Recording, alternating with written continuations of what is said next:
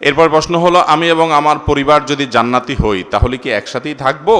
যদি থাকি তবে কি সেটা অল্প সময় নাকি স্থায়ী?